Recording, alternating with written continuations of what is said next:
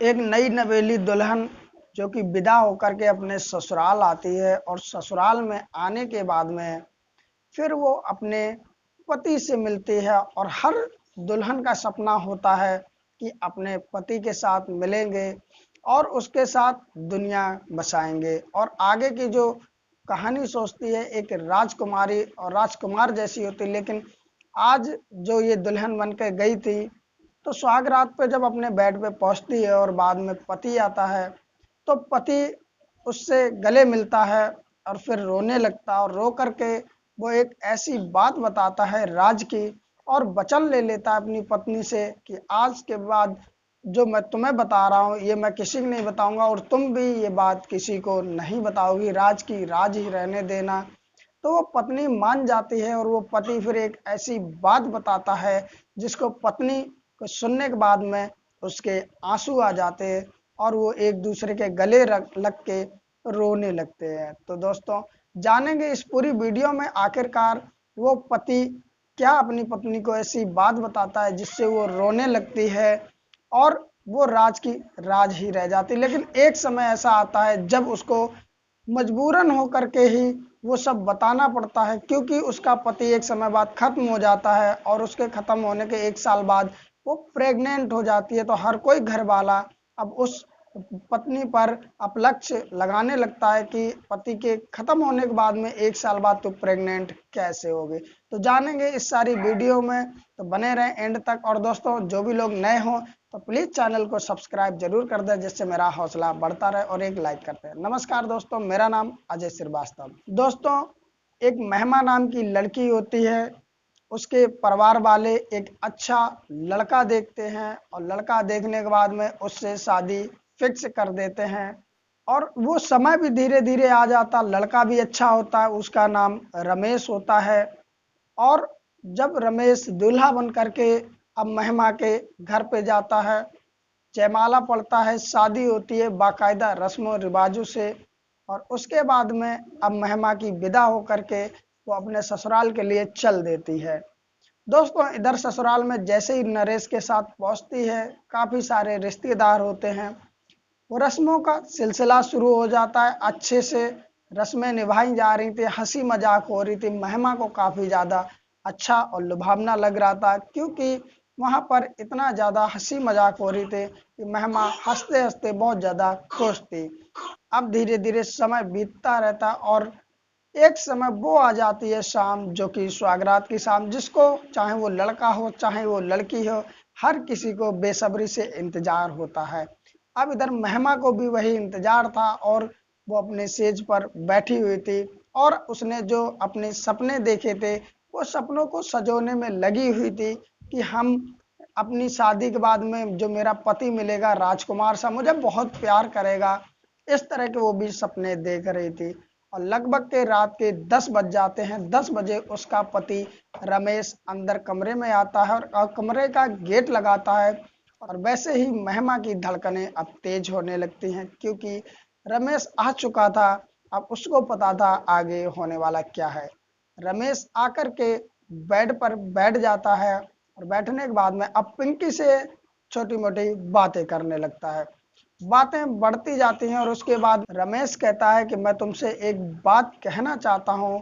तो जो महिमा होती है वो मुस्कुराते हुए बोलती है कि बोलो ना, ऐसी क्या बात है, तुम बेझिझक होके बताओ, अब मैं तुम्हारी पत्नी हूँ। तो जो रमेश होता है वो कहता है ऐसे नहीं बताऊंगा, पहले तुम वादा करो कि ये बात किसी को नहीं बताओगी। जो महिमा होती है वो वादा करती है रमेश को कि मैं ये बात कभी किसी को नहीं बताऊंगी।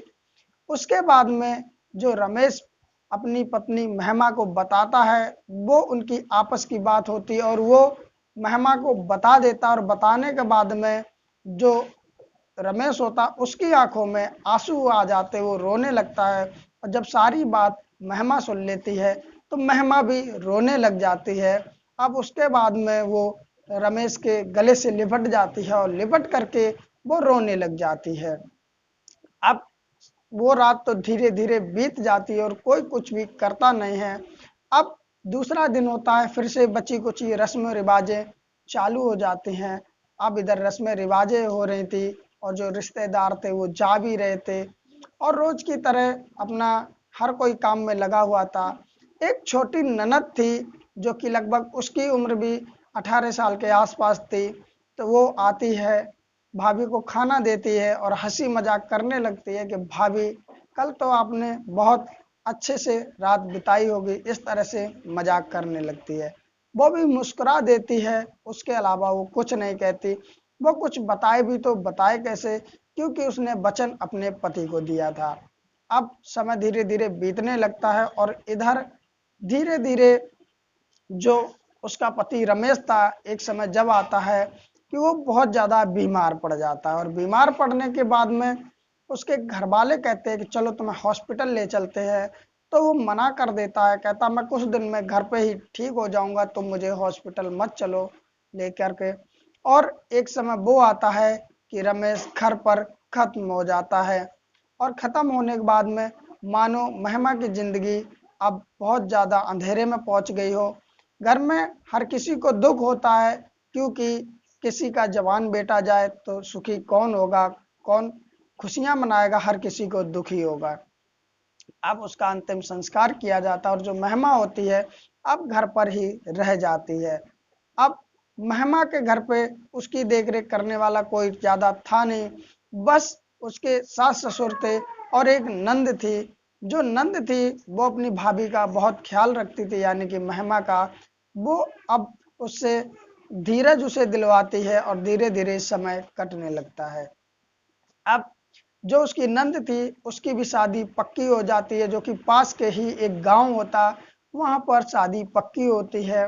महिमा की नंद बोलती है भाभी मुझे होने वाले पति से मिलना है। मेरी फोन पे बात होती है, वो मिलने की जिद कर रहे हैं तो मुझे मिला लाओ। तो उसकी भाभी तैयार हो जाती है और वो सुबह ही सुबह अपने भाभी के साथ में निकल जाती है और एक होटल में पहुंचती है। वहां पर उसका होने वाला पति भी नंद का आ जाता है और उसके बाद में वो नंद अपनी महिमा भाभी से बोलती है तुम यहीं बैठो, इंतजार करो, मैं शाम तक आ जाऊंगी। और इधर वो अपने पति के साथ घूमने फिरने निकल जाती है और उसके बाद में शाम को वो आती है। अब ये सिलसिला हर दूसरे चौथे पांचवें दिन चलने लगता है और उसके बाद में एक समय वो आता है, लगभग जब एक साल बीत जाते हैं उसके पति को खत्म हुए, तो एक समय वो आता है कि जो महिमा होती है अब विधवा तो थी ही थी, अब उसकी तबीयत बिगड़ने लगती है। जब तबीयत बिगड़ने लगती है तो वो नंद के साथ हॉस्पिटल जाती है। अब हॉस्पिटल पहुंच जाती है, वहां पर दवाई लेती है लेकिन कोई भी आराम मिलता नहीं। उसके बाद जब चेकअप होता है तो पता चलती है कि उसकी भाभी प्रेग्नेंट है। जैसे ही बात उसकी नंद सुनती है उसके पैरों तले जमीन निकल जाती है, क्योंकि उसके भाई को तो खत्म हुए करीबन एक साल हो चुकी थी और फिर उसकी भाभी प्रेग्नेंट कैसे हो गई। अब उसके बाद में थोड़ी बहुत जो दवाई डॉक्टर देता उसको लेकर के वो भाभी के साथ में चल देती है। अब उसके मन में एक अजीब सा सवाल उथल पुथल कर रहा था कि आखिर भाभी प्रेग्नेंट कैसे हुई और किससे हुई, क्योंकि मेरे भाई को खत्म हुए एक साल हो गई। अब एक जगह वो जाते हैं और बैठ जाती है, बैठने के बाद में अपनी भाभी से पूछती है भाभी सच सच बताओ, भैया को खत्म हुए तो एक साल हो गए लेकिन तुम प्रेग्नेंट कैसे हो गई। उसकी भाभी रोने लगती है, कुछ भी बताती नहीं है। लेकिन वो उसकी नंद फिर कहती है कि भाभी प्लीज मुझे बताओ, क्योंकि अगर तुम अभी मुझे नहीं बताओगी तो आगे चल के घर में पता तो चल ही जाएगा और उसके बाद में घर में जो कलेश होगा उससे मैं तुम्हें बचा नहीं पाऊंगी। तो उसके बाद में वो रोते हुए महिमा बताने लगती है कि तुम्हारे भैया ने मुझे एक बात बताई थी सुहाग रात वाले ही दिन और वचन लिया था मुझसे कि तुम कभी भी किसी को बताओगे नहीं, और मैंने भी वचन दिया था। लेकिन आज ये परिस्थिति आ चुकी है तो अब मैं तुम्हें बताती हूँ। दरअसल हमारे और तुम्हारे भैया की जब शादी फिक्स हो गई थी, उसके बाद में तुम्हारे भैया शादी से 2-4 दिन पहले उनकी तबीयत बिगड़ जाती है। तो उसके बाद में वो दवाई तो लेते ही लेते हैं, साथ में वो कुछ टेस्ट भी कराते हैं, ब्लड टेस्ट भी कराते हैं। उसके बाद में शादी हो जाती है। जैसे विदा होकर के आती है उसी दिन सुहाग रात वाले ही दिन शाम 4 बजे उन्हें रिपोर्ट मिलती हैं। उस दिन जब रिपोर्ट मिलती हैं तो उस ब्लड रिपोर्ट में वो HIV पॉजिटिव थे, यानी कि उनको एड्स की बीमारी थी। और उसके बाद में वो शाम को आते हैं और समझदारी दिखाते हैं, मेरे साथ कुछ भी नहीं करते हैं और वो सारी कहानी अपनी मुझे बता देते और मुझसे वादा करते हैं कि आज के बाद तुम ये बात किसी को नहीं बताओगे, क्योंकि अगर बताओगी तो इसमें मेरी बदनामी होगी। इसलिए मैं भी उन्हें वादा कर देती हूँ और उसके बाद फिर मैं एक बात कहती हूँ कि मैं तो अभी लड़की हूँ, शादी होकर नई बहू बनी हूँ, तो मेरी ज़िंदगी कैसे कटेगी।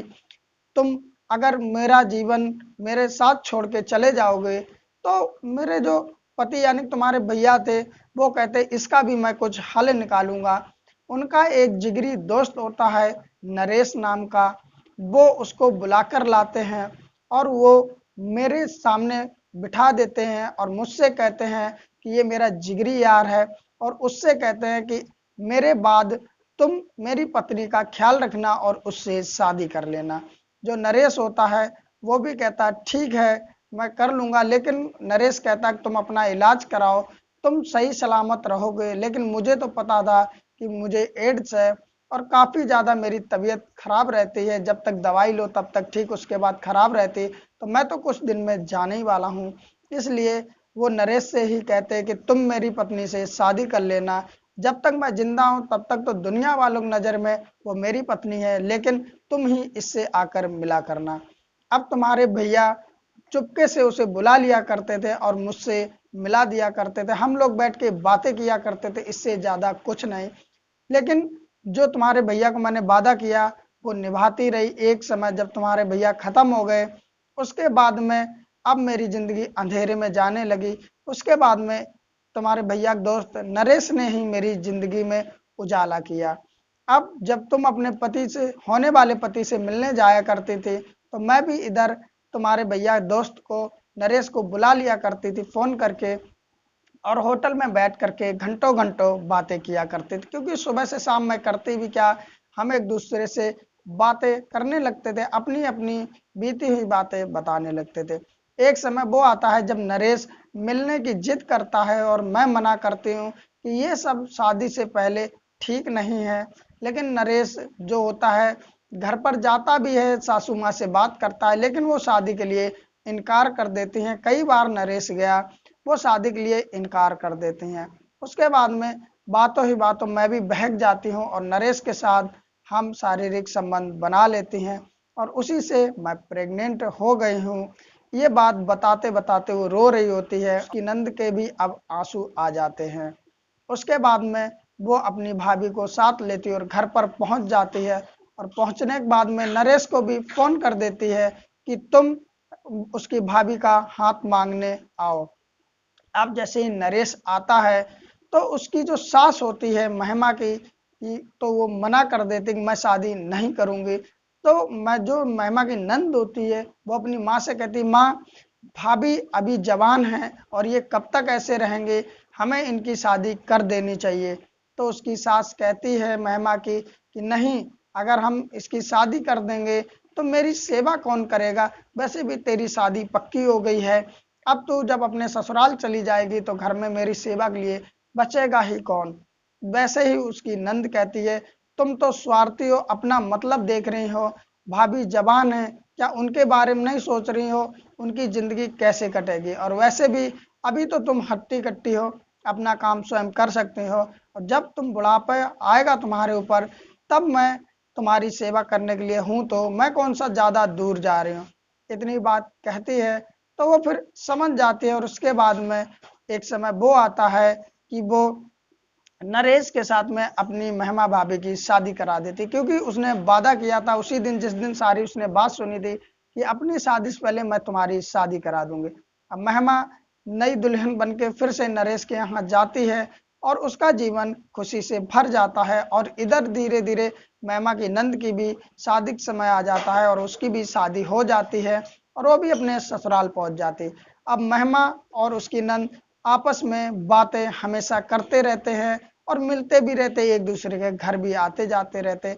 अब दोनों ही अपने अपने परिवार में सुखी हैं। तो दोस्तों आज की कहानी आप लोगों को कैसी लगी, अगर अच्छी लगी हो तो एक लाइक भी कर दें। और दोस्तों जो भी भाई बहन मेरे चैनल पे नए हों तो प्लीज़ हाथ जोड़ के रिक्वेस्ट है, चैनल को सब्सक्राइब कर लें और जो घंटी आएगी उसे दबाकर ऑल पे कर दें, जिससे मेरी जो भी वीडियो होगी आप तक पहुंचती रहेगी। और ये बिल्कुल फ्री है, कोई पैसे नहीं लगते। आपके एक सपोर्ट से मुझे भी हौसला मिलेगा। फिर मिलते हैं किसी नई कहानी, तब तक के लिए नमस्कार।